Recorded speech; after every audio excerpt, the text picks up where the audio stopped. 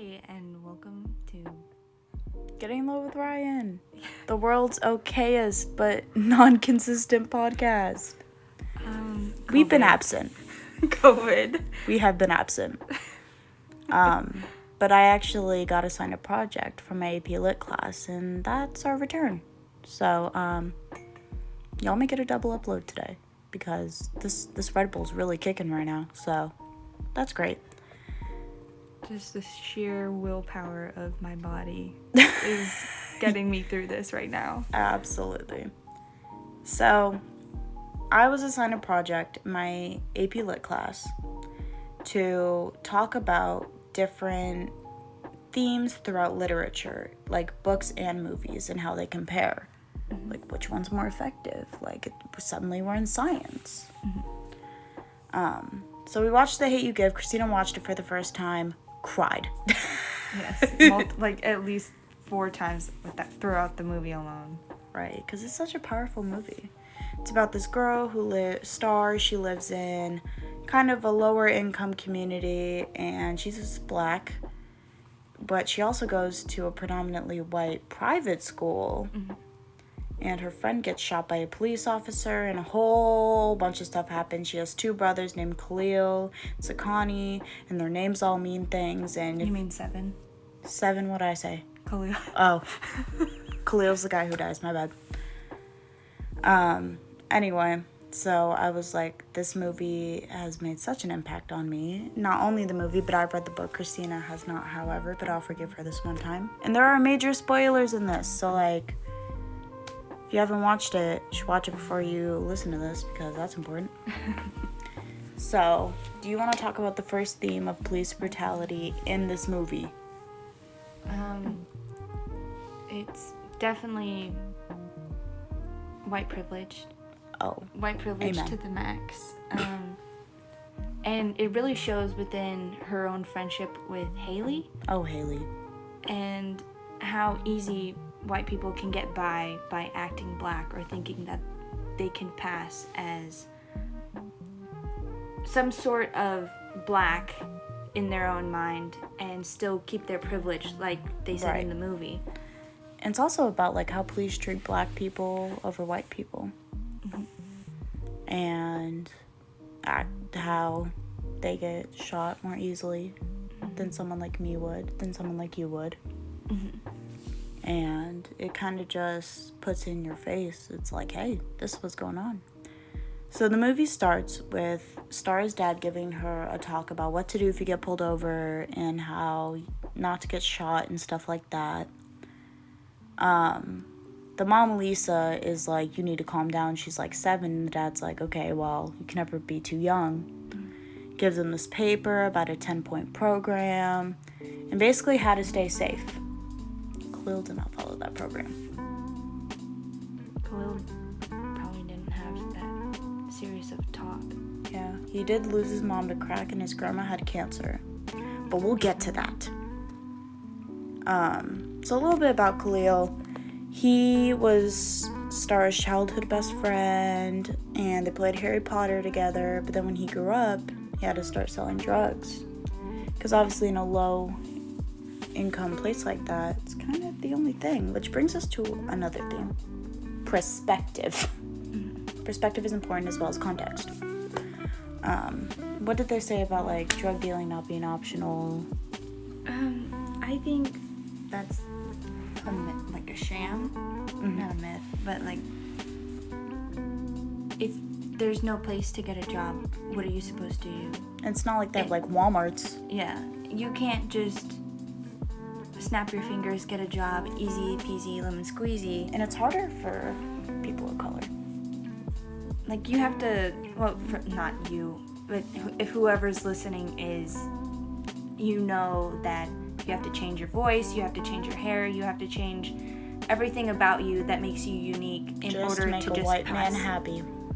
just to pass in a white man's world. And Why? why do people have to do that? But like also when they were questioning him, or not him, but Star on TV, they didn't care that the policeman shot him. They didn't care that Khalil was a kid once. They only cared that he got roped into the gangs and the drugs. But it wasn't by choice. It's because he had to. He had to provide. And in the books, they don't really show that. They just show that Khalil had some new shoes and a new car and that he was selling drugs. They never talked about why he did that. And I feel like that's a very important part that definitely should happen. We're going to talk about Tupac. We're going to talk about it. So the title is The Hate U Give.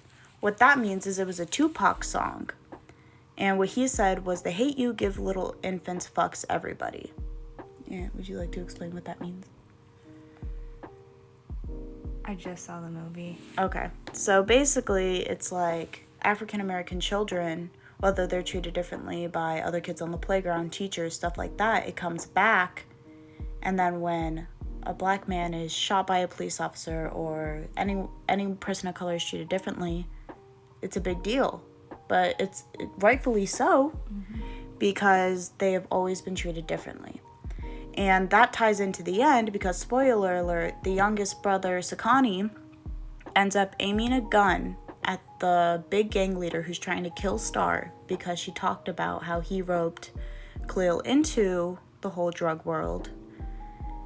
And it just shows that, like, they learn young. It doesn't even have to be like, you grow up and this happens. Sakani was what, 6, 7? 7 years old. So how did the movie affect you? The movie definitely made me want to be more part of the community, get to know my community.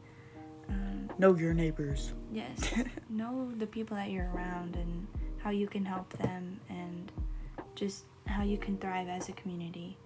Instead True. of just walking by and letting something happen, why is that happening and what can you do to help them? Be united. I agree with that. So I read the book, Christina did not. So how did the book affect me? I feel like the book, well, it introduced me to the whole world. You know, they were similar, but you can only imagine so much than seeing it on a screen. The book shares the plot line, it shares so much stuff, but it didn't affect me like the movie did. And that kind of brings us to, like, which one has the most impact. I'm team movie. I'm movie.